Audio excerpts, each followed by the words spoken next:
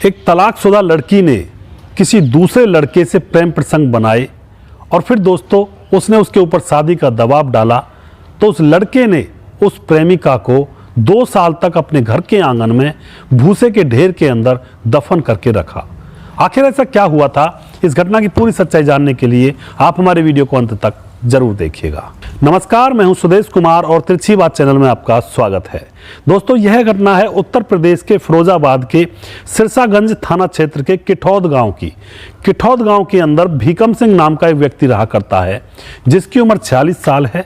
उसके साथ उसकी पत्नी आशा देवी की उम्र होती है 44 साल और उनकी बड़ी बेटी आरती जिसकी उम्र होती है 22 साल जो कि शादीशुदा हो चुकी है, और छोटी बेटी खुशबू जिसकी उम्र होती है 20 साल। और उनके 2 लड़के होते हैं, बड़ा बेटा रवि 16 साल का, छोटा बेटा अंकुश 14 साल का। दोस्तों, अच्छे से समय गुजर रहा होता है, तभी क्या होता है, माँ बाप के सामने उनकी दूसरी बेटी खुशबू की शादी की चिंता आने लगती है और फिर उसके माँ बाप पड़ोस के ही गांव में 2018 में खुशबू की शादी हाथरस के निजामतपुर गांव में एक लड़के से कर देते हैं। दोस्तों, निजामतपुर गांव में उस लड़की की शादी कर दी जाती है खुशबू की।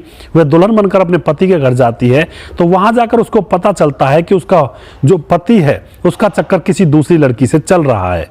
अब इस बात को लेकर उन दोनों के बीच में लड़ाई होती है और लड़ाई होने के बाद उसका पति उसको घर से भगा देता है, लेकिन फिर भी खुशबू बार बार अपने पति के घर जाती और घर बसाने की कोशिश किया करती थी और उन दोनों के बीच में लड़ाई भी हुआ करती थी।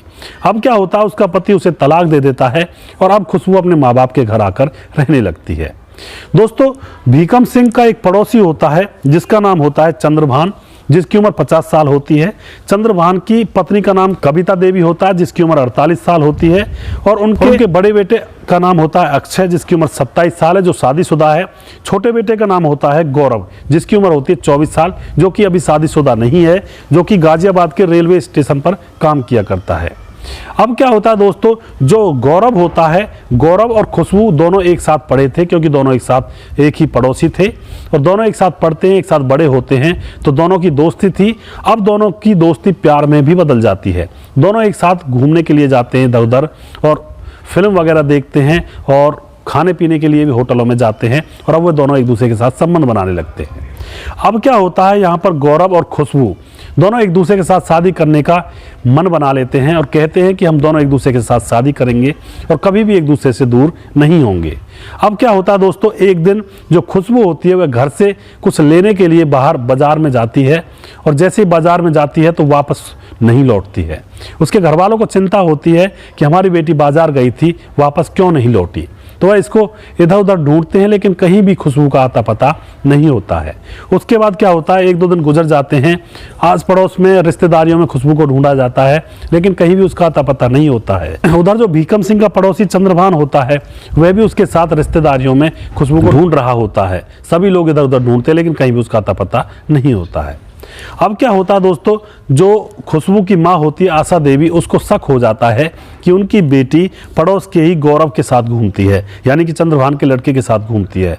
तो वह पुलिस थाने में जाती है और सीधा आरोप लगाकर केस दर्ज करवाती है कि चंद्रभान जो कि हमारा पड़ोसी है, उसका बेटा गौरव, उसने मेरी बेटी को भगाया है, उससे पूछताछ करिए साहब। पुलिस चंद्रभान को पूछताछ के लिए बुलाती है और चंद्रभान कहता है कि मेरी तो उससे दोस्ती थी, मैं उसे कहीं लेकर नहीं गया हूँ। दोस्तों, अब क्या होता है, जो चंद्रभान के घर वाले होते हैं एक एक करके घर से गायब होने लगते हैं और एक दिन ऐसा आता है कि उस घर में कोई भी नहीं रहता है।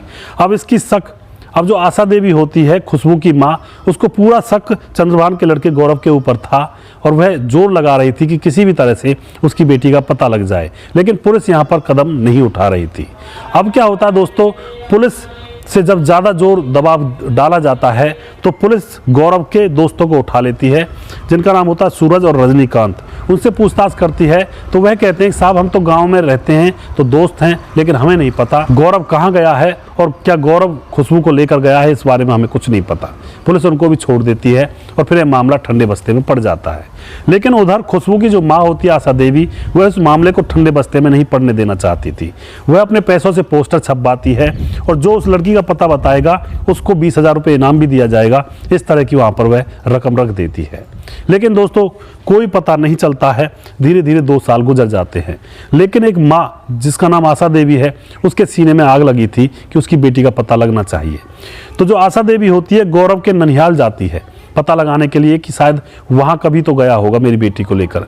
तो ननिहाल जैसे जाती है तो ननिहाल में आस पड़ोसियों से पता चलता है कि तुम्हारी बेटी खुशबू को तो 2 साल पहले मार दिया गया है, ऐसा इसके ननिहाल वाले बता रहे थे। अब दोस्तों जो आशा देवी होती है उसके तन बदन में आग लग जाती है और वह फिर से पुलिस के पास जाती है। पुलिस के पास जब जाती है तो सारी घटना बताती है। अब पुलिस अपना काम करना चालू कर देती है। पुलिस काम करना चालू करती है तो पुलिस लास्ट लोकेशन देखती है आरती खुशबू की, तो पता चलता है कि खुशबू के फ़ोन पर गौरव ने लास्ट बार फ़ोन किया था, लेकिन गौरव ना उसका परिवार कहीं भी मिल नहीं रहे थे।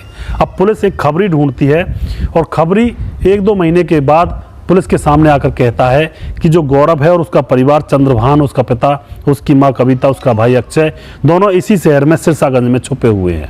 पुलिस को निशानदेही बता दी जाती है तो पुलिस तुरंत जाकर उन लोगों को उठा लेती है और फिर सख्ती से जब पूछताछ की जाती है तो यहाँ पर भेद खुलता है। दोस्तों भेद यहाँ पर यह खुलता है, गौरव बताता है कि उस लड़की से मैं प्यार करने लगा था, उसके साथ शादी भी करना चाहता था और एक दिन मैं अपने घर आता हूँ, अपने पिता चंद्रभान से कहता हूं कि मैं उस लड़की से शादी करना चाहता हूं। तो चंद्रभान कहता है कि वह तो तलाकशुदा है, उससे तू शादी करेगा तो हमारी समाज में बदनामी होगी, क्योंकि तू रेलवे डिपार्टमेंट में भी लगा हुआ है, तेरी तो अच्छी से शादी करेंगे हम, उससे शादी मत कर। लेकिन दोस्तों यहाँ पर जो लड़की होती है खुशबू गौरव के पीछे ही पड़ जाती है और एक दिन उनके घर पर आ धमकती है और घर आकर कहती है कि या तो मुझसे शादी कर लो वरना मैं गाँव वालों को बता दूंगी चीख चीख करके कि गौरव ने मेरे साथ कहाँ कहाँ और किस तरह से संबंध बनाए। दोस्तों इस बात से सारे घर वाले नाराज हो जाते हैं और फिर अब क्या होता है, गौरव उसको बात करने के बहाने कमरे के अंदर ले जाता है और पीछे से चंद्रभान, गौरव का पिता और गौरव का बड़ा भाई अक्षय, वो सारे लोग उस कमरे के अंदर पहुंच जाते हैं और जाकर उसकी गर्दन को दबाकर उसको तड़पा कर मार दिया जाता है। उसके बाद दोस्तों उसी जगह पर गड्ढा खोदकर, यानी कि अपने पुराने घर में गड्ढा खोदकर उसको दफन कर दिया जाता है और उस गड्ढे के ऊपर भूसे का ढेर लगा दिया जाता है। उसके बाद दोस्तों वे वहां से एक एक करके गायब हो जाते हैं, दूसरी जगह बस जाते हैं और खुलता है यहाँ पर एक ऐसा राज। तो दोस्तों 2 साल के बाद यह राज खुलता है। अगर पुलिस पहले ही एक्शन ले लेती तो यह राज पहले भी खुल सकता था। तो आप क्या कहना चाहोगे ऐसे प्यार के बारे में? वह जो लड़की खुशबू वह अपने पति से लड़ झगड़ कर आई थी और तलाक लेकर अपने घर पर बैठी हुई थी, और दूसरी बात उसने अपने ही बिरादरी के लड़के से प्रेम प्रसंग रचाए और उस लड़के ने उसे एक्सेप्ट करने से मना कर दिया। तो ऐसी लड़की के बारे में और ऐसे प्रसंग के बारे में, प्यार के बारे में, ऐसे लड़कों के बारे में आप क्या कहना चाहोगे जो प्यार का सिर्फ यूज़ करते हैं अपनी काम वासनाओं को मिटाने के लिए? लड़की और लड़के दोनों एक दूसरे से कहने लगते हैं कि हम दोनों एक दूसरे से प्यार करते हैं, लेकिन असलियत में उसके पीछे का राज सिर्फ और सिर्फ उनकी काम वासनाओं को तृप्त करने का होता है। दोनों ही अपनी अपनी काम वासनाओं को प्यार की आड़ में बुझाना चाहते हैं और इसी तरह से फिर अंत में जब भेद खुलता है तो उसके बाद होती हैं ये घटनाएं और फिर हो जाती हैं हत्याएं। तो आप जो भी कुछ कहना चाहते हैं अपनी राय कमेंट बॉक्स में लिख सकते हैं। अगर आपको हमारा वीडियो पसंद आता है तो इसको शेयर जरूर कर दिया करें, हम आपके बहुत बहुत आभारी रहेंगे। अगला प्रोग्राम मैं बहुत जल्दी फिर से लेकर आऊँगा किसी सच्ची घटना के ऊपर। तब तक आप खुश रहें, सावधान रहें, रिश्तों की अहमियत को समझें। जय हिंद, जय भारत।